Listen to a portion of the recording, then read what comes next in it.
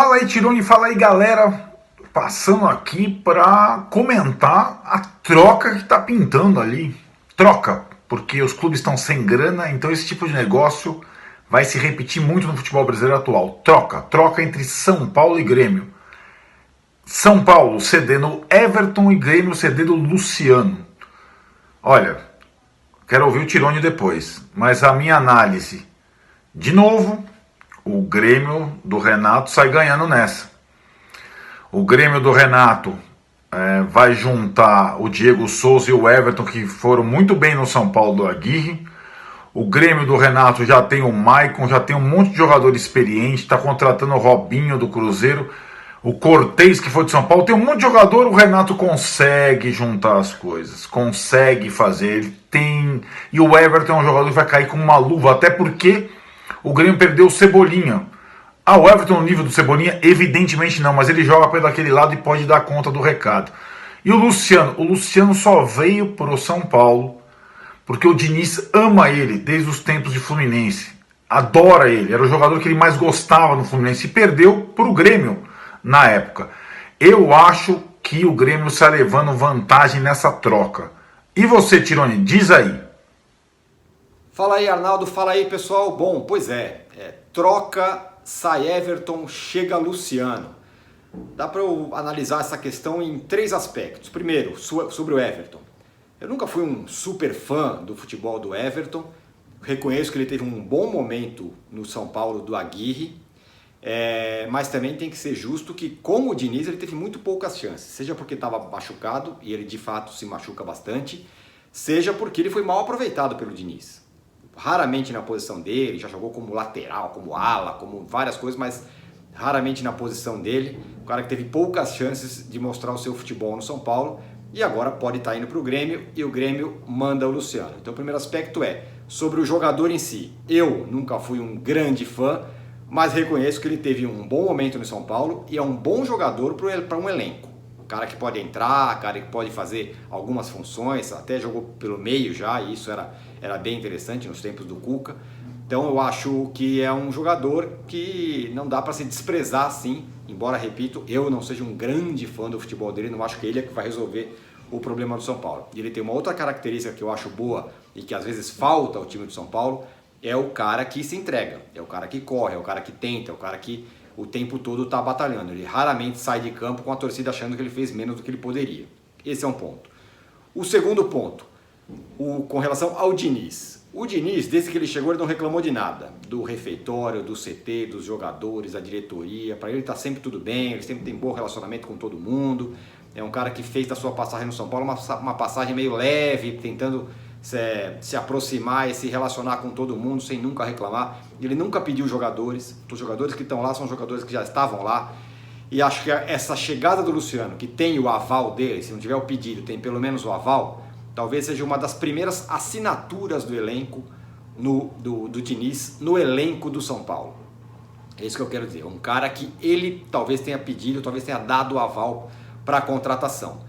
E ele faz isso exatamente no momento em que ele está mais inseguro no cargo no São Paulo.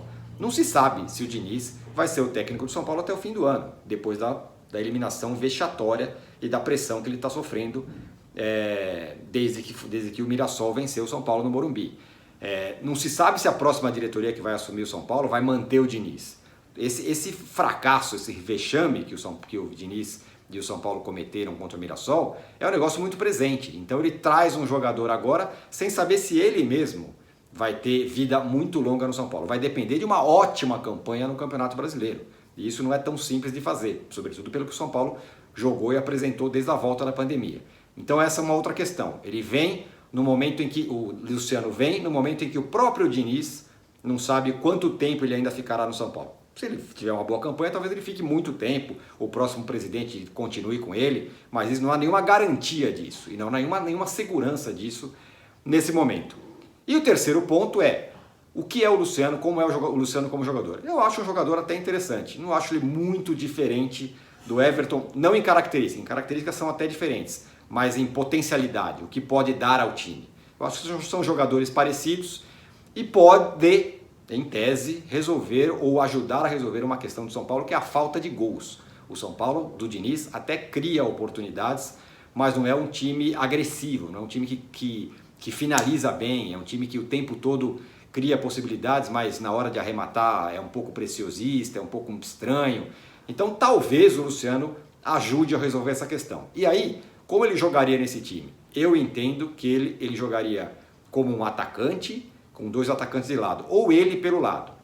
Acho até que como o Pablo voltou bem da pandemia, o Pablo seria mantido e quem para mim sairia desse time de vez seria o Pato para poder aproveitar o Luciano. É a minha ideia, assim, mais ou menos, de time. Ou o Vitor Bueno. Acho que o Pablo é um cara que no ataque do São Paulo nesse momento parece ter vaga. E agora eu quero saber de você, Arnaldo, o que o Luciano pode trazer de bom para o São Paulo e o que o Everton não deu de bom ao São Paulo. Diz aí. Bom, Tironi, antes de falar no que o Luciano pode fazer de bom no São Paulo, eu vou falar um pouco do não aproveitamento do Everton nos últimos tempos. Ele ficou estigmatizado lá com essa coisa de contusão, de fato se lesionou bastante, mas isso é mais do ano passado, quando teve uma grave lesão justamente antes da estreia do Diniz. Teve a lesão no joelho no jogo com o Goiás, o Cuca foi demitido depois daquele jogo e quando o Diniz estreou contra o Flamengo, o Everton estava machucado. Depois ele se recuperou e o Diniz não o utilizou bem. O Everton foi o melhor jogador talvez do São Paulo do Aguirre e foi bem utilizado com o Cuca numa outra função, terceiro homem do meio de campo pela esquerda, como vai jogar o Lisieiro contra o Fortaleza, como jogou o Hernandes muitas vezes, e foi bem com o Cuca. Com o Diniz, o Everton só jogou de ala, de lateral. Nossa, o Diniz utilizou muito mal o Everton. Tem que ficar registrado isso. O Diniz utilizou o Everton muito mal. Agora eu vou falar um pouco sobre as perspectivas do Luciano. O que o Luciano pode trazer de bom para o São Paulo? Bom, para quem não se lembra do Luciano, aquele jogador que se destacou no Corinthians, fez gol contra o São Paulo, inclusive, canhoto, habilidoso, meio marrento, mas é um jogador de altos e baixos, jogador irregular, não é um jogador raçudo, assim. Se destacou no Fluminense do Diniz, apaixonado por ele. Quando ele sai do Fluminense para o Grêmio, o time do Diniz tem uma queda, e no Grêmio ele nunca foi titular absoluto. Tanto que o Grêmio foi buscar o Diego Souza, foi buscar o Tardelli, insistiu com o André. O Luciano nunca foi titular do Grêmio por sua irregularidade. Agora, ele tem uma característica importante para quem chega ao São Paulo: ele faz gols.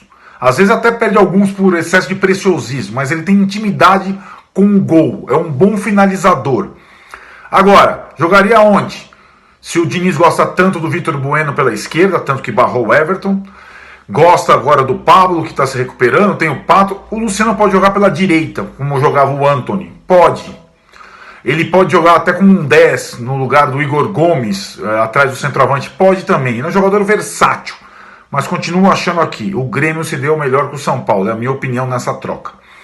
É isso, pessoal. Aproveite, se inscreva no canal, acione o sininho, fique com a gente. Essa semana tem muita coisa boa para vocês. Um abraço e até mais.